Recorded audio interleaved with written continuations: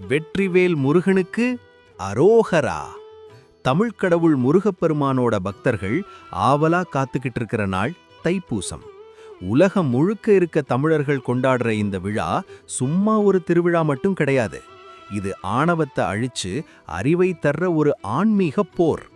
இன்னைக்கு இந்த வீடியோல தைப்பூசம் ஏன் இவ்ளோ ஸ்பெஷல், அன்னைக்கு நாம என்ன செய்யணும் என்ன செய்யக்கூடாதுன்னு தெளிவா பார்க்க போறோம்.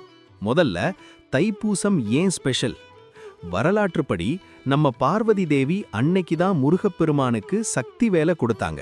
எதுக்கு தெரியுமா? சூரபத்மன் அப்படிங்கிற அசுரனை அழிக்க. அந்த வேல் சும்மா ஒரு ஆயுதம் இல்ல, அது அறிவு மற்றும் சக்தியோட அடையாளம்.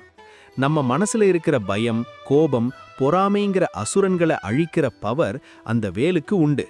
அது மட்டும் இல்லாம வள்ளலார் ஜோதியா கலந்த நாளும் இதுதான். அதனால தான் இந்த நாள் ரொம்பவே சக்தி வாய்ந்தது.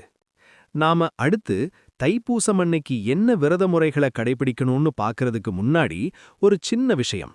நம்ம கந்தன் பாதை சேனல்ல இதே மாதிரி நிறைய ஆன்மீக தகவல்கள் தொடர்ந்து வர இருக்கு. மறக்காம சப்ஸ்கிரைப் பட்டனை தட்டி விட்டுருங்க. அப்படியே உங்களுக்கு ரொம்ப பிடிச்ச முருகன் கோவில் எது? பழனியா, திருச்செந்தூரா, இல்ல உங்க ஊர்ல இருக்கிற கோவிலா? மறக்காம கீழே கமெண்ட்ல சொல்லுங்க. மத்த அடியார்களுக்கும் அது பயனுள்ளதா இருக்கும். சரி, தைப்பூசம் அன்னைக்கு நாம என்னெல்லாம் செய்யணும்? 1. காலையில எழுந்துருங்க. பிரம்ம முகூர்த்தத்துல எழுந்து குளிச்சிட்டு நெற்றியில திருநீறு பூசுங்க. வழிபாடு: கந்த சஷ்டி கவசமோ கந்தர் அலங்காரமோ கேளுங்க. முருகனுக்கு அரளிப்பூவும் பாலும் நைவேத்தியமா வைங்க.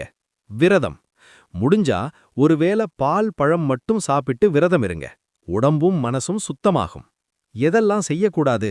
முக்கியமா அசைவம், அதாவது நான்வெஜ் கண்டிப்பா கூடாது. மது, புகைப்பழக்கம் இருக்கவே கூடாது. அன்னைக்கு யாரையும் திட்டாதீங்க, கோபப்படாதீங்க. மனச அமைதியா வச்சுக்கிட்டு ஓம் சரவணபவ மந்திரத்தை சொல்லிக்கிட்டே இருங்க.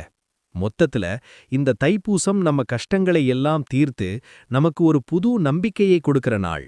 எல்லாருக்கும் இனிய தைப்பூச நல்வாழ்த்துக்கள்.